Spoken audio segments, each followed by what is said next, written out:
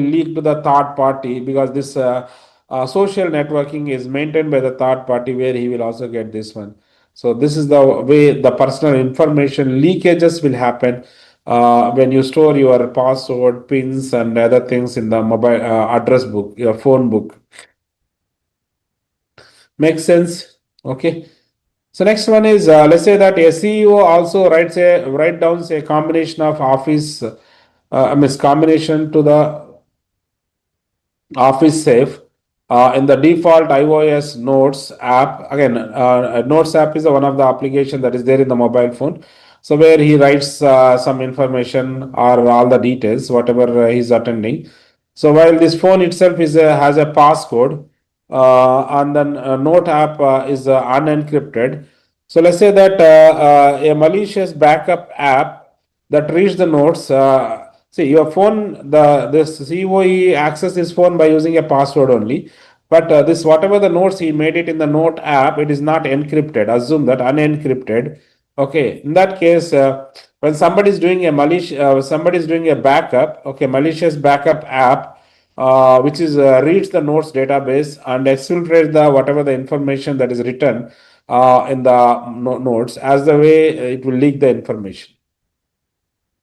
So how I can mitigate this problem is, mandate the use of enterprise approved encrypted password managers for all the credential storage whatever we are doing. So if you want to remember, you can use one password, you can use bit warden. These are all some things where you can use it and do it, and that's something what you can do when you want to do this one. Okay, so mandate and use of enterprise approved and encrypted password managers, you can use it such that you no need to store your password secrets and other things in the this app notes or any other the contact list. Okay.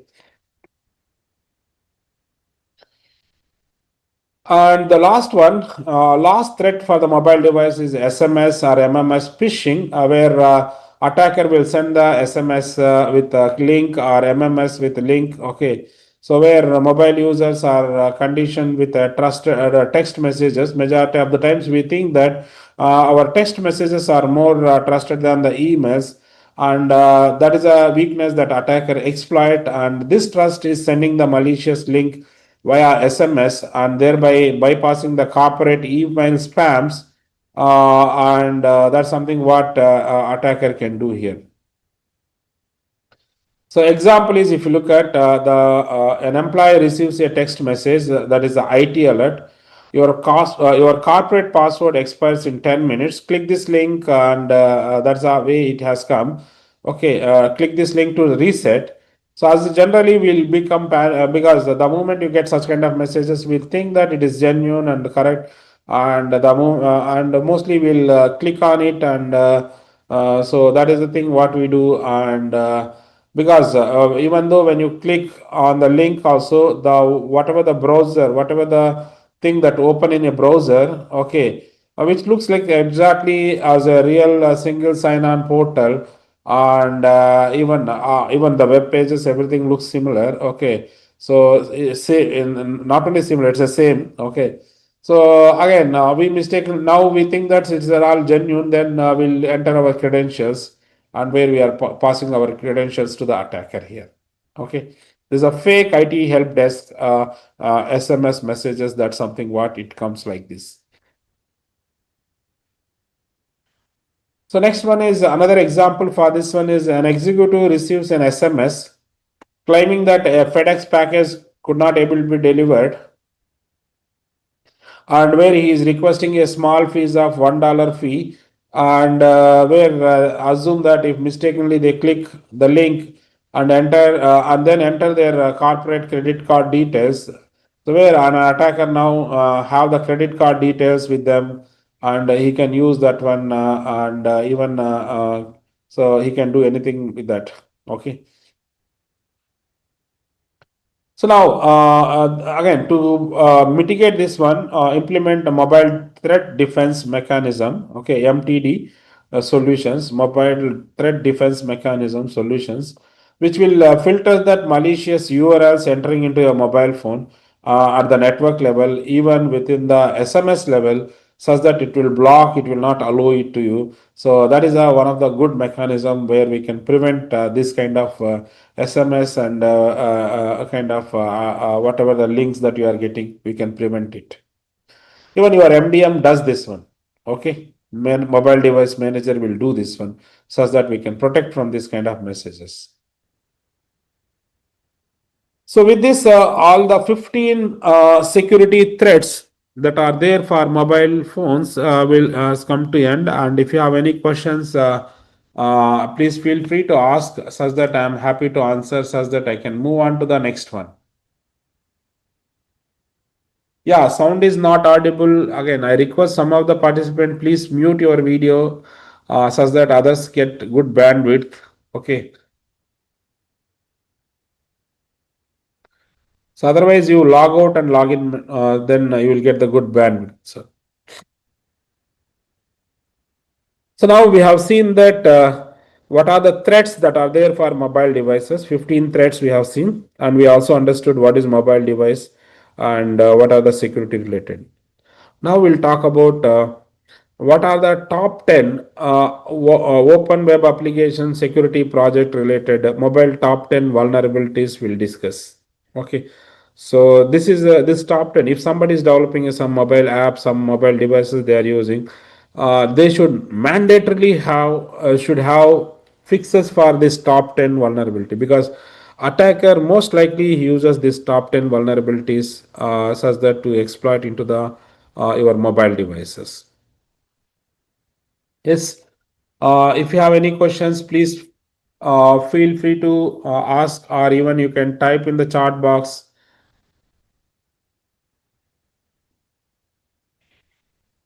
So now let's talk about what is one of the let's see one by one what are the OWASP vulnerabilities. So one is improper platform usage. So what exactly improper platform usage means? This category covers misuse of the features built onto the mobile operating system. Either it can be a iOS or it can be Android. And it happens when a developer fails to implement OS security controls properly or use them unintended way. So example is misuse of Android intents or improper use of iOS keychains or incorrect biometric implementations, which are all done in the your platform, so which can be exploited by the attacker. So let's understand the example for this. So let's say that a messaging app that uses an unexported Android intent to handle a password reset internally, where a developer accidentally makes the intent as exported is true in his manifest. In that case, the malicious app installed on the same smartphone, the same phone, sends a crafted broadcast message to that intended and triggering that password is been reset. Again, password reset is token to send to the attacker instead of from the user. Okay, whatever the reset token is there, that password reset token that is being sent to the attacker instead of sending to the original user. So that is something what it happen if you are improper usage of the improperly configures or improperly you are using here. Okay, so that is the thing. Here is export is set to true, and where yeah, this malicious app installed on the same phone sends the crafted broadcast to this intent, and which will trigger the password reset token, and this token is sent to the attacker rather than sending to the legitimate user. So this is what exposed Android intents we call it. Okay, this is the implementation issues. So now let's talk about iOS keychain misconfiguration point of view. Let's say that a developer stores user session tokens in the iOS keychains, but uses them. He also uses the setting like kset means ksec uh, ATTR accessible always. This is the setting that he has made it. This means the token can be read by the app even when the phone is locked. So that is a setting he has done. Okay. So now an attacker with physical access uses the forensics tools to dump any keychain while phone is locked, and where he can steal the session tokens and other things he can do, because session is also open, and where he set these settings, and because of this this attack can happen. So this iOS keychain misconfiguration has been done by the attacker. Because of that, this leakage can happen. The second vulnerability, OWSP vulnerability, is insecure data storage. Okay, where developer is mistakenly assumes that mobile file system is a safe haven. Okay, and where they source the sensitive data like tokens or personal identifiable informations, logs, all these things he is storing that one as a plain text on a device. So now assuming that users and other apps cannot access this sandbox directories, so that's the assumption he makes it here. Okay.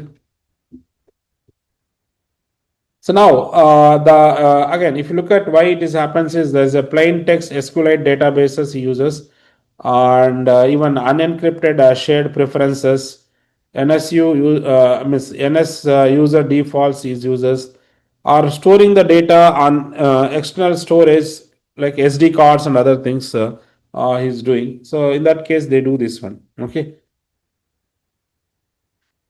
So now, this is the exactly the threat vulnerability in this situation. So now let's talk about how we are going to. Let's see one of the example here. Let's say that a banking application saves the user session token. Again, means every access that you do, there will be a session will be open. Again, even when you talk about your desktop, also even when you talk about mobile app point of view, also for every session there will be a session token will be released, such that as long as the token is valid, you are still in communication with that cloud system or something. That's how it is being built. The moment we invalidate this session token, so it means your session is ended, you no more have access to that particular data. So that's how majority of the applications are built when it come to the client and server mechanism. Because when you have client and server mechanism, we'll have access control authorization will do, where we ask user to enter the username, password, and whatever the OTP they get. There is a multi-factor authentications, and we validate, we verify, and then we'll give the session token. As long as this session token is valid, we'll give as true is equal to true. So it means he can access the content. The moment sometimes the moment time expires, or even the logout is happens, in that case the session token is going to be given as a invalidated. In that case, he cannot access this one. Okay. So that's how applications are built here. Now, when you talk about a banking application, where banking application is saving that user session token in a Android shared preferences in a plain text, where to keep them logged in. If the device is rooted, again, device is rooted means in the sense it is compromised, where you have downloaded a third party app into that. As a result, the security portion itself is compromised. Or if the device is plugged into the any kind of forensic workstation, where somebody can do forensic on this. In that case, an attacker simply reads the whatever the /data/data.com app, and where the XML file that extract the token, means where the token is being set there, that is he can extract this token. And by using this session token, he can create his own session by using his disk system by device. Okay, and as a result, your session is hijacked. It means your session is hijacked, where attacker also now communicates with the bank. and he can do any kind of transactions or other things he can perform on it. So this is the one of the example.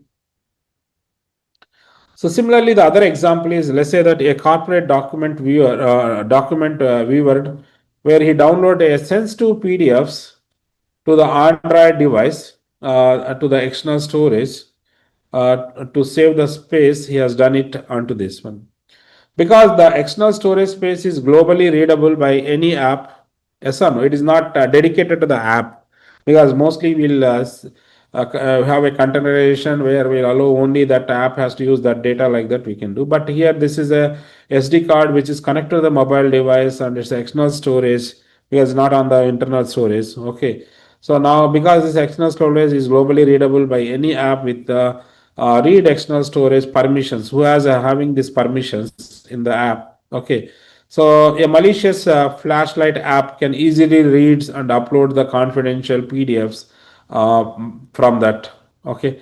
So this is another example here. So again, the problem here is, when you install any application, you should be very careful. You should see that what are the security threats are there. Every security threat you need to address it properly, such a way that you can mitigate the issues, and you can ensure that your mobile device is highly secure. Got it?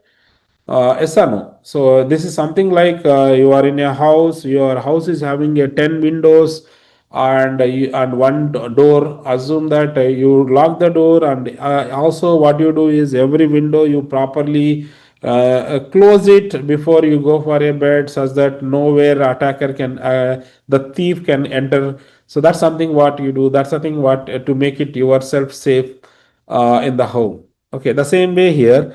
So every security setting, that is for the app, for the storage, for external storage, which we need to configure it in a secure way, such that we can access only the apps which is intended to access. Other things we should deny it.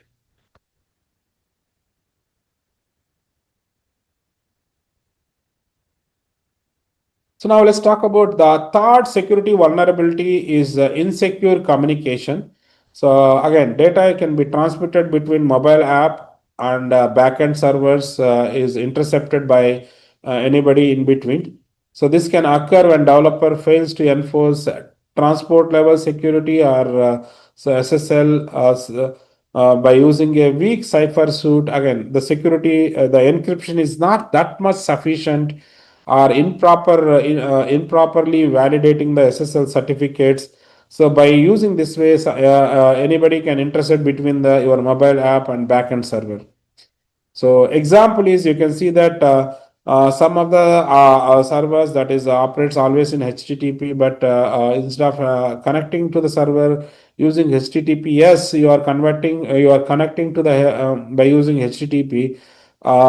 Is It means you are downgrading the security, because now no more data, whatever you are sending from the app to mobile phone, app to the server is not encrypted, and whatever you are receiving also not encrypted. If you use HTTPS, then it is encrypted. If you are using HTTP, it is going to be not encrypted. Okay, so that's something what it is going to happen.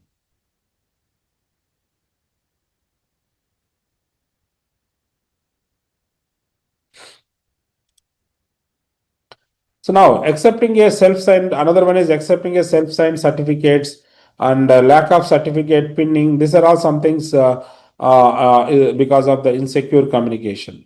Let's understand with examples very detailedly. Let's say that a stock trading app uses the HTTPS. Again, HTTPS is the most secure one, but it does not implement the certificate pinning in that. Whatever the certificate pinning is there, that is not implemented.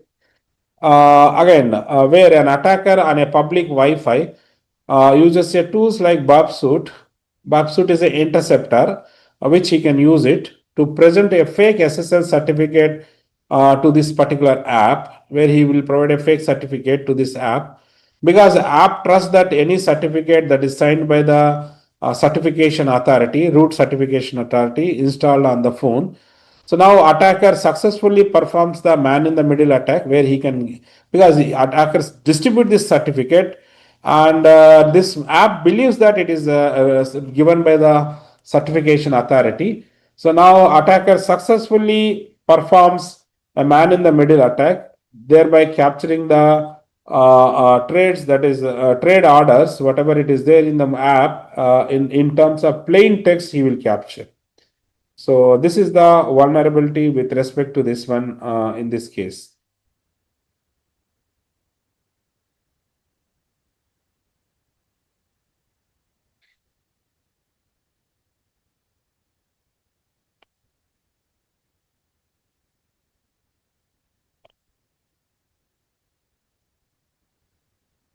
Now let's see another example for this. An app is authenticates the via HTTPS, but downloads the profile image via unencrypted HTTP.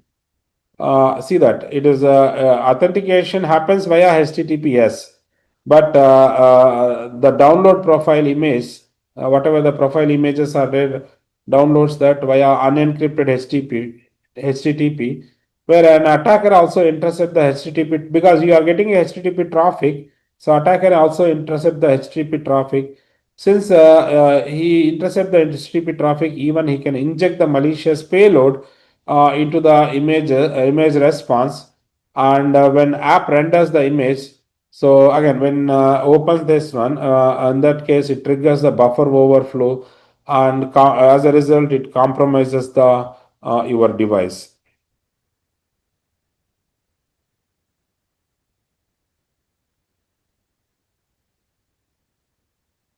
Okay, so this is something what when it come to the insecure communication point of view, attacker can intercept in this way.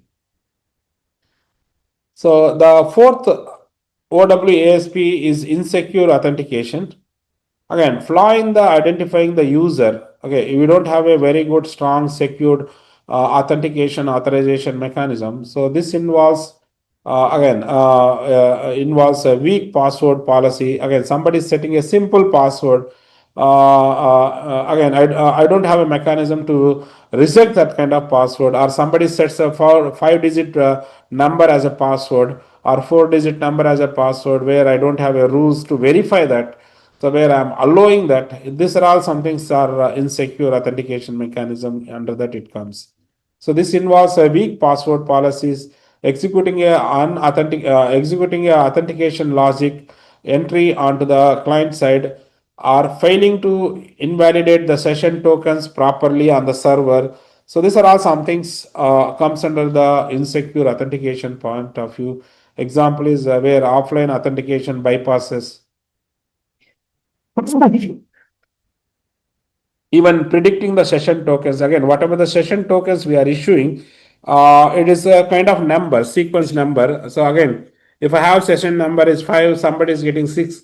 So again, and the attacker is logging in with 7, then that case he will think that there is a previous sessions are there with 5 and 6. He can use that session tokens, and he can he can also log in, means the moment he uses the session token, my session also opens for him. So that is something what it happen if you keep the predictable session tokens, and relying the solely completely on the local biometrics without back-end verification. This is also another this also leads to the insecure, because somebody update that one, in that case you will not get authenticated. Okay, so this are all comes under the insecure authentication mechanism. Again, you may think that why this and all will happen as a user, because see, if you look at whatever the mobile apps that is developed by developer, again, they will mostly concentrate on the functionality rather than concentrate in the security, because for them their the more whatever the objectives are there, that is the functional objectives that they have to meet.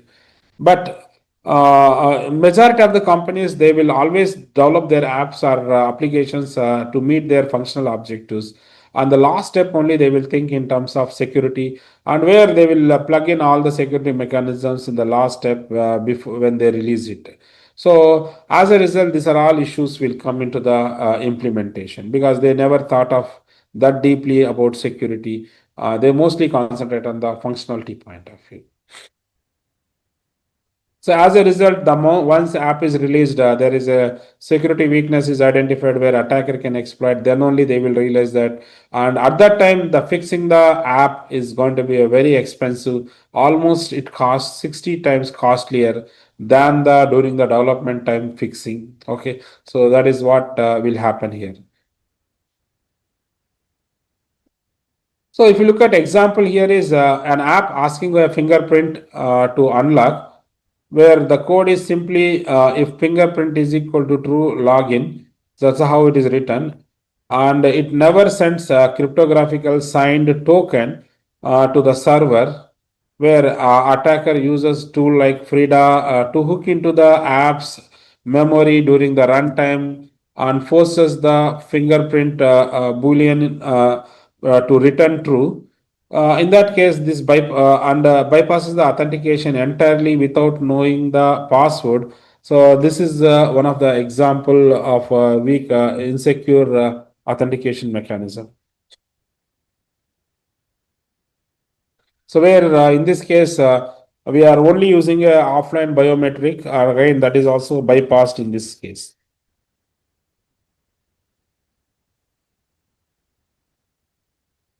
So another one is non-expiring session tokens. Yeah, this is also sometimes will happen. Okay, where some of the developers they develop the session tokens which will never which will never expires. Okay, where user logs into an application and receives the session token, and later he clicks log out.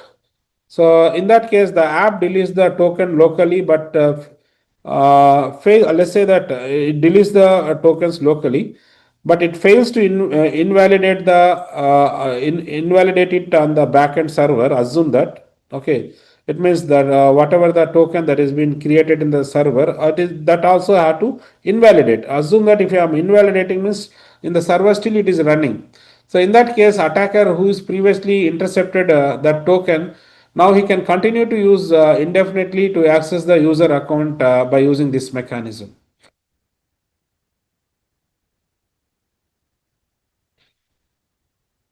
So the other vulnerability is insecure authorization.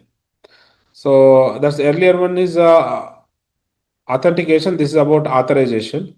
So authorization verifies that who you are, and authorizations verifies that what you can do. Sorry, authorizations verifies the what you can do. Authentication will verify who you are. Okay, so that's something what we have seen earlier. Authentication is verifies the what who you are, and authorization verifies that what you can do. Okay, and in this case, a backend server can trust mobile app too much and fail to verify the user permissions for frequent permissions for requested actions. Example is again something like insecure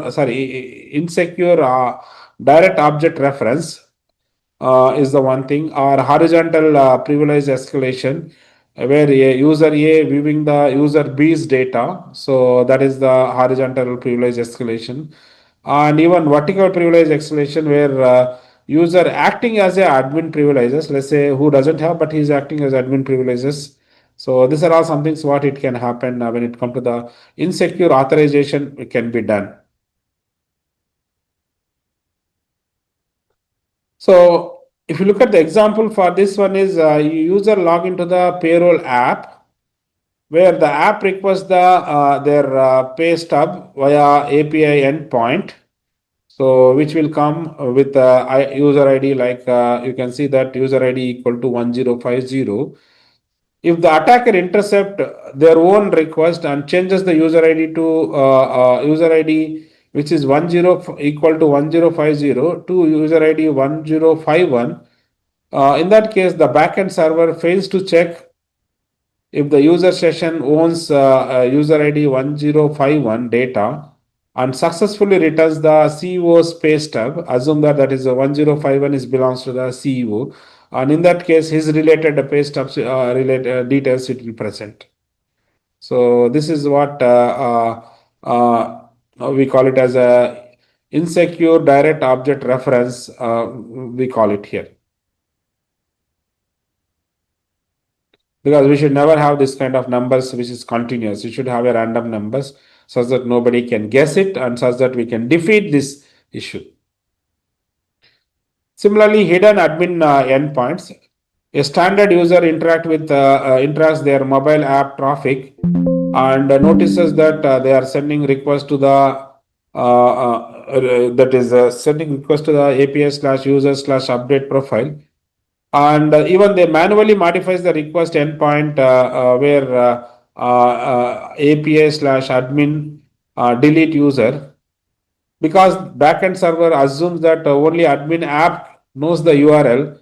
Okay, so now it fails to verify the role of the requester, because whether it is requested by the user or it is requested by the admin. So now it is a user only, but he is modifying that instead of user he put as a admin. So in that case, my server is going to delete the targeted user. So that is something what it will happen.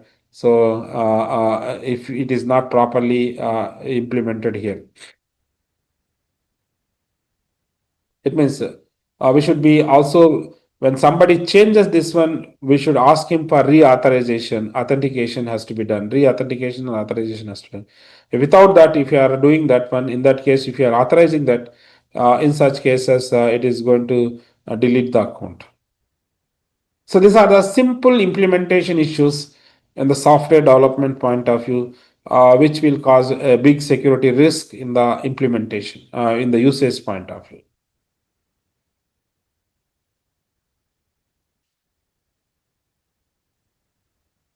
So the next threat.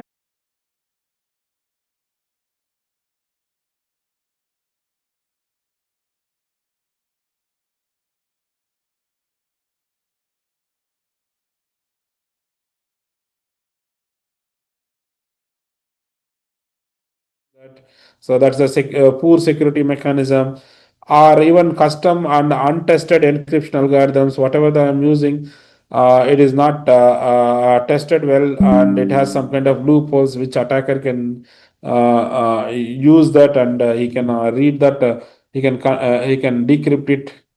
Similarly, weak predictable initialization vectors that we are using, whatever the initialization vectors, that is weak predictable vectors.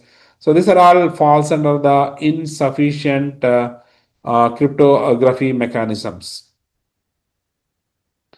So now, what is the way we can mitigate this one? Okay. Sorry, what is the examples for this? We'll see here. So let's say that a developer encrypts a local chart database using AES-256. It's a very strong algorithm. However, they hard code the encryption key. Again, the key also stored here. That is the key is stored in the code. So now directly in the Java source code he's storing. So now an attacker is decompiles the APK. So whenever attacker is decompiling this APK, he can extract the hard-coded key, and instantly he can decrypt the database what it is there, so he can access. So one of the security weaknesses, we should never hard code any kind of keys into the codes. So that's something what we have to do in this example, where they have hard coded the keys, and where attacker can use that, and he can decrypt the entire database. He can get the entire information. The other example is using a weak hashing algorithms, where mobile app hashes the password locally before sending them to the server using either MD5 algorithm, where an attacker intercept this MD5 hash. Because why we need to hash this one is, again, you know that one of the pillar of the security is a integrity. Yes or no? So whatever the thing I am sending, that is from my computer to the my mobile app to the my server or my cloud system. So I have to send that one. One is confidentially. For that I will use encryption.